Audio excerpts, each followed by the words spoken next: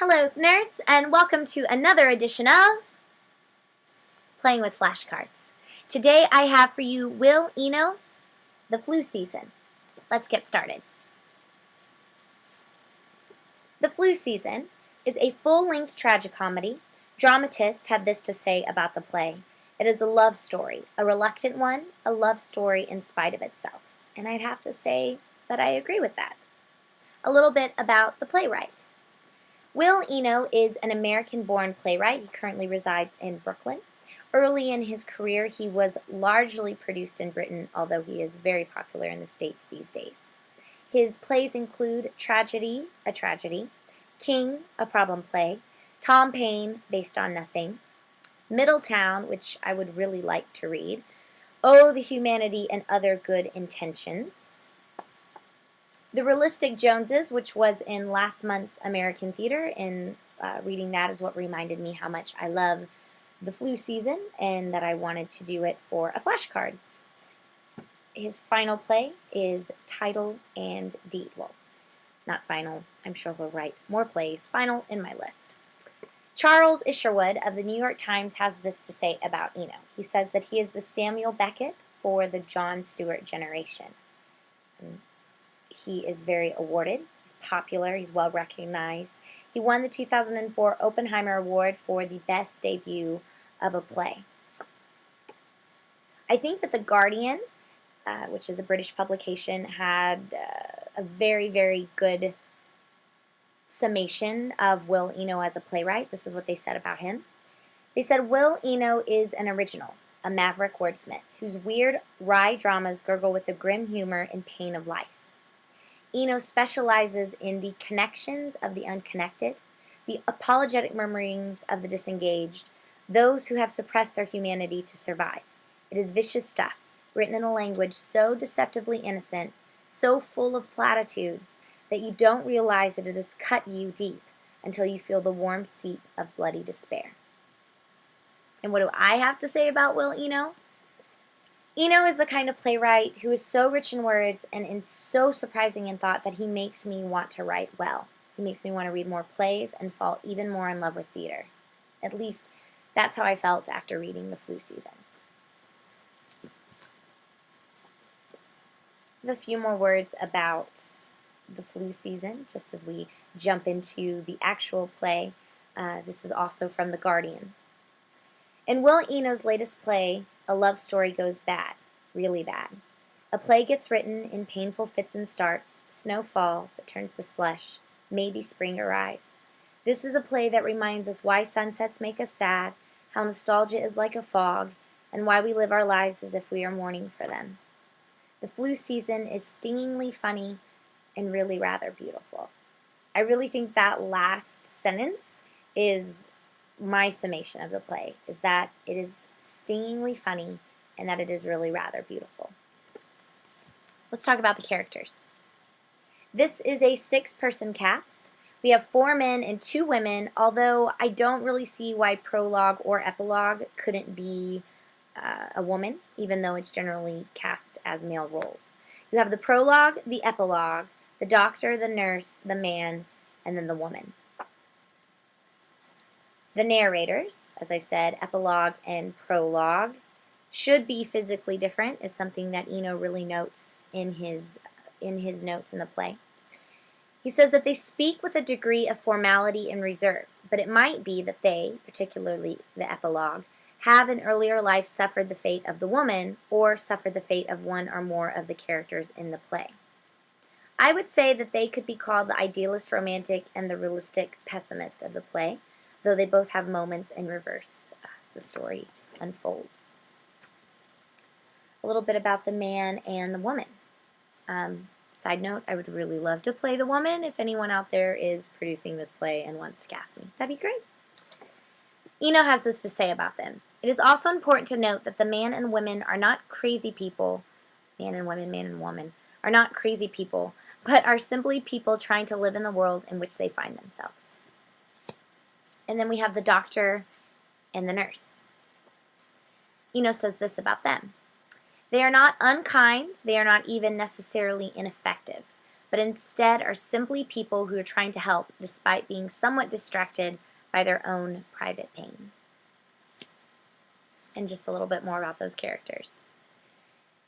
This play, the acting in this play especially, in the roles of the man and the woman, doctor and nurse, would be the chance roles of a lifetime. It is really great stuff. You feel for the man and the woman, you appreciate the narrators, and I personally fell in love with the doctor and the nurse. The play is set in a theater and in a hospital, so they make it very clear, this is a play. It's set in a hospital. Eno had to say that this is very much a play. Directors and producers should not put too much money or energy into lavish sets in an effort to make believable what can most be made believable by an actor's performance. Also, a certain humility about theater is expressed by the play, and this humility might be undone by particularly ornate or complicated scenery. As far as the time for this play goes, it's autumn and winter, maybe spring. It's not super clear if we get past the winter. Let's talk a little bit about plot. The narrators talk about 4 people who fall in love, essentially. The man and woman meet in a hospital when trying to make a phone call, and after much disconnection, make enough of a connection to begin a relationship, get pregnant, cruelly break up, have an abortion, commit suicide, and leave through the front door. I won't tell you which character does what, although it's probably pretty clear which one has the abortion. But that, I would say, is the gist of the play. A little bit more about the plot. The doctor and nurse fumble to help the man and woman via a large amount of self-reflection that leads to their own adorable love story. I'd really say that theirs is the love story of the play. A little bit about style. Again, I referred to Eno to share with us about his own thoughts behind the flu season. He said this could be called an experimental play. It uses some complicated strategies. It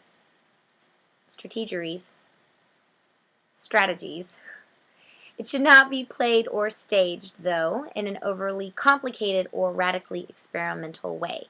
All elements should simply be used to tell the story, the whole story, as powerfully and clearly as possible.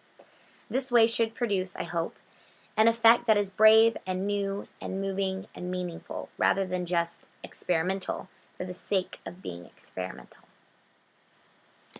And then some final thoughts. I'm not sure how this play would stage. I think it could either be a really incredible theater experience, or honestly, it could be a really boring theater experience. Eno is a wordsmith, and even though the words can be short and stark in the flu season, I'd still say it's a pretty wordy play. Eno is specific and he is directorial in his writing. He leaves a lot up to the actors. He even says that. However, all of that being said, I would really jump at the chance to see this play, and I strongly recommend it for a read.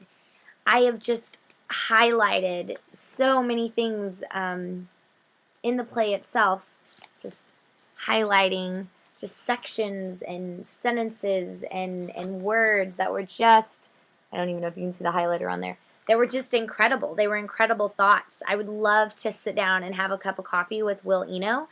I don't know that there would be a conversation. I think it would be more like me sitting there just listening to the profound things that seem to just fall out of his mouth or fall out of his pen. I don't know. I don't know. And then my final thought about the flu season is brought to you once again by Will Eno. He says the flu season should be similar to watching a pane of glass slowly break. So, if you are at all intrigued by the flu season from this edition of Playing with Flashcards, it is very available as it is a very popular play. And if you love theater and you love a great playwright, I think that you should check this play out, as well as some of the other plays written by Eno. As I mentioned, the Realistic Joneses, whereas in last month's American Theater, you might still be able to pull it up on the website. I think you could. And also, you guys, I would say get a copy of Tom Paine Based on Nothing. It's really good stuff. You could find some really great monologues in that work. All right, guys. Thanks for hanging out with me for this edition of Playing with Flashcards, and I will catch you next time.